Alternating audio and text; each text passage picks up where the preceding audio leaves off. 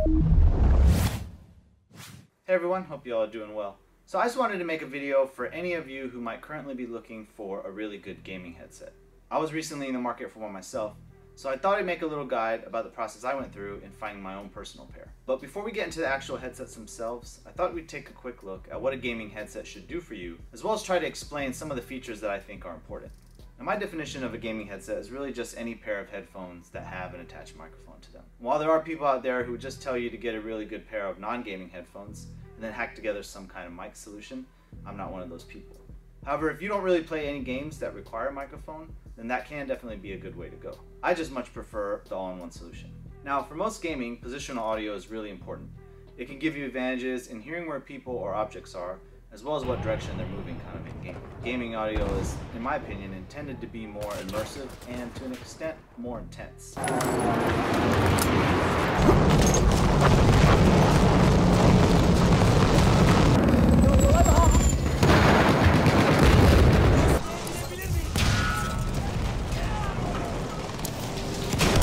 A different requirement really when you compare that to music listening, where it's really more aimed at replicating frequencies and sounds exactly as they were recorded. To me, gaming audio is just more driven by audio processing, where it's supposed to create more of a kind of heightened audio experience to complement and go along with the on-screen gaming action, and a great gaming headset should be able to do all these things well. Now, the headset I've been using for the past few years were the Logitech G35s, which my dad handed down to me, thanks Dad, and was one of the first quality 7.1 gaming headsets ever released, nearly 8 years ago. So on top of wanting to find out if there was a worthy upgrade available, BF1 was recently released, and I was looking forward to playing that, so I wanted to make sure I was experiencing the game's audio to its fullest. Now when it comes to gaming headsets, there are really four main features to consider in my opinion. To surround sound or not, open versus closed back, wired versus wireless, and then noise cancellation.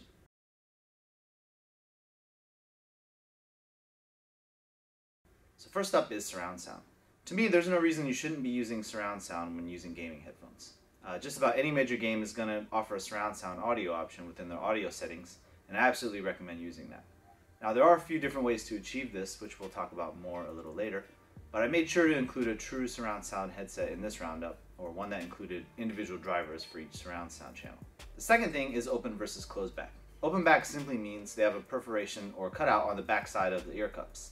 This allows the drivers in the cups generally to be more responsive, as there's less air pressure restricting movement of the drivers. However, this also means external sounds can pass through, as well as audio being leaked out of the headphones.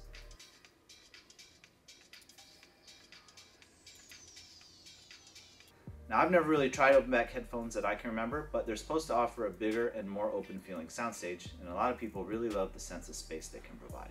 So in this review, I've included a really nice pair of open back headphones to compare to the closed back that I'm used to. The third thing is wired versus wireless. Now, I hate wires as much as anyone, and although it puts me at a big disadvantage in games, it's the main reason why I don't use a mechanical keyboard. But when it comes to a PC headset, I'd rather not have to deal with swapping out batteries, and since headset wires wouldn't really be visible on my desk, and I couldn't find any highly rated wireless headsets anyway, I decided against going with any wireless pairs for this review. And finally, there's noise cancelling. I generally dislike active noise cancelling technology, except for those rare cases where it's obviously really useful, like at the airport. But I don't believe gaming at your desk to be one of those cases. Now, my research to find a really good pair, I was looking for those headsets that were well designed, obviously really highly rated, that would be comfortable for long periods of time, and of course something that would sound great, not just for gaming, but also for day-to-day computing, like for watching YouTube, movies, and even for listening to music. So let's take a closer look at the contenders I picked. So the first headset I have here, or I chose, were the HyperX Clouds, basically regarded as kind of like the best headset you can get for the money. You can get them for right around 75 bucks. All the reviews online, people love the sound quality. They are really comfortable. They're really nice build. You can feel the materials feel pretty premium. The braided cable, like most good headsets come with these days. And then the microphone is detachable. So if you notice, it's just a 3.5 millimeter, and you plug that in. There's a different solution which I'll show you on the other headphones that works better, but you can see you can kind of bend this out of the way if you need to. Now, if you read most of the reviews online on this, everybody pretty much raves about the sound quality on these, and in my opinion, they were really just okay. especially compared to my G35s, I was really surprised and underwhelmed with the audio quality compared to what I was expecting for these. I think part of it is because it's a 3.5 millimeter connection, which I found out after getting all these headphones is that most of them are all 3.5 millimeter. So the thing is, I don't use a sound card on my computer. I just use the outputs that are on my motherboard. My motherboard's pretty solid motherboard, and it has 7.1 or discrete 5.1 outputs on the onboard sound card. And it's pretty solid. You can see, it's outlined separately in the PCB. So they definitely, MSI put some work in their audio chip. And to me, it just didn't really output the, the amperage or whatever it is to really drive these headphones properly. What I did do is, because the result of these not sounding that great and most of these headphones using the 3.5 millimeter, is I ended up ordering a digital analog converter with a built-in headphone amplifier to see if that would improve a lot of the sound on these headsets that I got. And I'll get to that a little bit more on the DAC in a second, but it did definitely improve the sound quality of these massively. Made everything like super crystal clear, made it to where you could play them really loud and it was just crisp. It just made them really sound amazing. The other thing is this cable was really short, so what you have to do is attach this dongle, right? And this just gives you, it comes, because this is the volume control is what comes with it. You plug your headphone in there. This is the mute switch here, which is a little bit of clunky solution. I don't know why you need this box. It should just be all one cable. So I didn't really like this hanging here, because when you have this, next to you at the desk, this is going to be hanging, weighing you down. So that's kind of the main reason why I didn't like this. I didn't like the cord solution. I didn't think the design was the best. And there was no on headphone controls, which I've come to really rely on with my G35s. So this was the first headphones I evaluated. I was initially only going to review two headsets, the HyperX Clouds, because they were so highly rated pretty much across the board. And then comparing to these open backs I got here. Now these are the Sennheiser Game Ones. So you can see the perforations here I was talking about where the air passes through. These are open back headphones. And you can see these are really lightweight. They're even lighter than the HyperX Cloud. Super comfortable. They have the velour, these kind of velour cups on them. They do give a nice sound. And you can see here they have a better wire solution because it's just one long 3-meter cable. So you just plug this in at your computer and then you just have a cable. You don't have an extra box and all this extra weight hanging around your chair and stuff. So to me, a big consideration. And it has the volume controls here. Now, one thing that's weird about, again, not having the USB connection is this volume control. Let's say if you have your Windows, at least with these Sennheisers, if you have your Windows volume on 75% and you turn this all the way down, it's relative to what your Windows controls. So depending on if your Windows volume is too high up, this might not actually turn everything all the way off.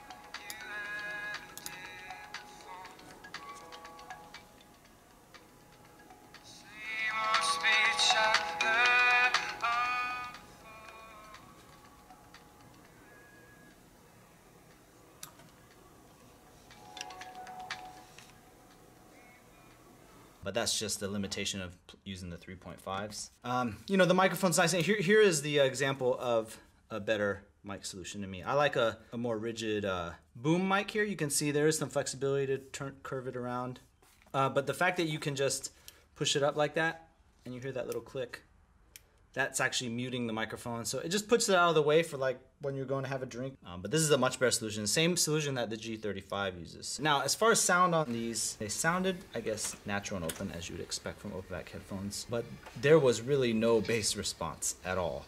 And I think that's partly to do with the open back. And I couldn't find the actual stats on the driver size on these. Sennheiser doesn't publish that spec on their website. So I ordered that inline amplifier to see if that was the issue with driving these headphones. Thought maybe the open back required more power.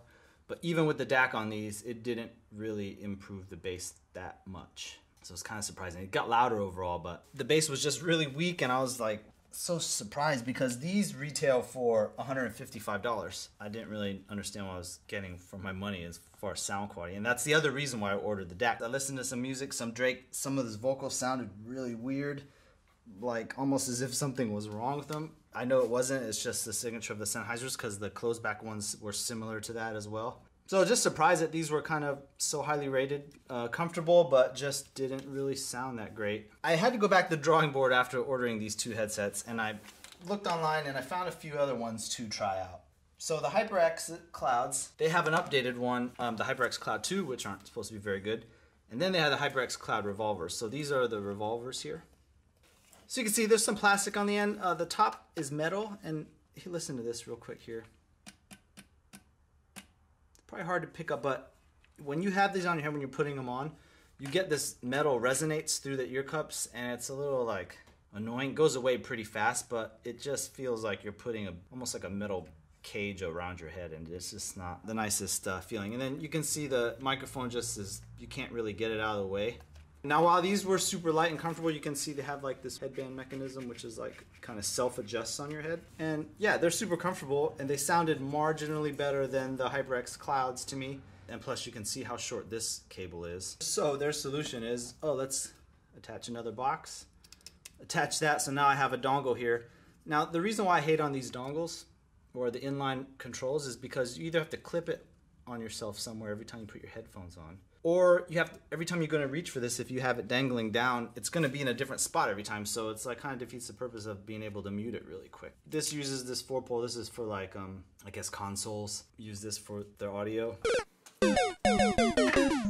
Then, so Sennheiser, I think everybody knows Sennheiser makes good brands of headphones. I mean, their top end stuff is pretty much some of the best headphones you can get, you know, in the world, really. These are the Sennheiser Game Zeros. These are basically the closed back version of the Sennheiser Game Ones. You can see it's the same long cord. I mean, the design's almost exactly the same. You have the volume control here, the same kind of issue as I was mentioning. And the sound quality on them was pretty much just average. Now these retail for $169, so they're slightly more expensive. I don't know, I just wasn't really impressed. It still had that weird kind of, I don't know what you would call it, vocal characteristic, which sounded weird with music. I mean, in game they're just okay, but they didn't come anywhere close to my G35, so again, I was really disappointed and surprised by that. I personally really like the swivel ear cups, because when you're wrapping them around your head or putting them in different positions around your head or your neck, you know, you can kind of swivel these to make them more comfortable. Again, they were just okay. I was like, what, $169? I don't get it. So I ruled these ones out too. They just weren't that great. Now, so the last set of headphones I picked were these Razer's Tiamat 7.1s. This is monstrosities. Now, what's special about these? They're actual 7.1, you know, discrete surround sound. Because you can see they have 5 different drivers on each side. These are all different size. I think there's 40 millimeters, 220s, and 230s. So what that does is there's 10 total drivers in this headset. So that allows, you know, when you have multi-channel audio, to go to every specific driver. And it's supposed to give you a lot better surround sound than all these other solutions, which are going to be, you know, virtual surround sound, where you basically have software doing the processing. And these ones have actual speakers for surround sound. So similar, like if you had 5 speakers or 7 speakers in your house versus just 2 speakers. The problem with these, not only you can see there's a lot of requirements. You have your sound card or your motherboard already has to have, you know, left, right, center, rears, all these plugs to plug these into, and an open USB port, which is fine. But there's this huge box here. You can see you can switch the front, center. So what you do is you turn this dial, and that allows you to control the volume of every channel. The mic volume, your sub, rear, left, right. And then there's a mute button down here. 7.1, this toggles the, this button on the right toggles the surround sound. So I don't know, to me it just felt like kind of overkill. These were they go for like, they retail for $160, and you can see, I mean, they're just big. I mean, they're comfortable, and this also has like this self-adjusting headband. And you can see the mic solution I have here is a little clunky. It's like, yeah, you can pull it out and bend it, and then you're supposed to like tuck it away. So that's like a lot to fidget with. But that wasn't even my main problem with these. The main problem is they sounded pretty good. Problem is, I was playing with these for a couple hours, and my ears started fatiguing. Only after a little under 2 hours of playing, I was like, dang man, my ears are annoying me. And I think that has to do with the fact that there's 10 discrete drivers in here, so it's like a lot for your ears to kind of process. And the surround sound quality wasn't like way better than my G35s. It was, I would say, a little more clear for sure. So they're really just okay. I mean, if they were like twice as good as anything I'm used to, or just blew me away, yeah, I'd probably deal with having all this cabling and this extra box here attached under my desk and stuff. And the fact that they gave me ear fatigue, I was like, well, that's obviously a deal breaker. Now, your personal mileage may vary with that, because everybody has different ear sensitivities and stuff. But to me, these were, I just ruled them out. So what does that leave us with? You know, I was kind of disappointed. All the headphones had issues to me that were deal breakers. And that leaves us with the original G35s that I started with. You can see I hadn't replaced this headband, but this is replaceable. On these G35s, they're known for the leatherette to rub off. And they actually rubbed off on the ear cups. You can see I got new ones here. They're like $6 replacement online. So once I got those, these became really nice. You can see they're a little bit beat up. I mean, these are like the original ones. You can see they're kind of scratched up. Like I say, my dad gave these to me. These came out in January of 2009. And you can see the plug's a little bit different than what you can get online now. So I think this is like one of the original. I don't know when my dad got it exactly, but I know he had them for a while. So, but they're still available. That's what's awesome. Now, let me tell you why these destroy these other headphones. Surprisingly, I couldn't believe how well these stood up to all the other new headphones, except for, like, say, the Cloud X's with the DAC. But just on its own, they're way better. There's a lot of bass response in this. So it makes it awesome for gaming. I personally listen to a lot of hip hop and EDM, and so that kind of music sounds amazing on these, and even other music sounds good too, but especially those. You can see there's also dedicated buttons here, which none of the other headphones had, and you can assign these. That's the good thing about this Logitech is actually, their Logitech gaming software, which used to be pretty dang buggy. They got it pretty stable now. I've been using it for a while. Anyways, these G buttons are programmable. You can pretty much assign them to anything on your system that you would assign a button to. There's a hard volume roller here, which is nice because this actually controls your Windows volume because it plugs in via USB. So it's kind of nice to get that visual feedback within Windows. So there's a mute button here as well. The microphone here has the extended kind of boom arm, which is what I like, the one you can kind of put away, and when you put it up, it mutes it. Really simple design. There's swivel ear cups, so that's good. Yeah, they've been really sturdy. I just hang them on my desk. I've been pretty rough with them now. I do have to admit that if you read a lot of the reviews online, there is some problems with some people having this part of the plastic crack on them. I don't know if that's like part of the newer design or what, or if it's just bad luck, but I've been rough with them and they don't they're just solid to me.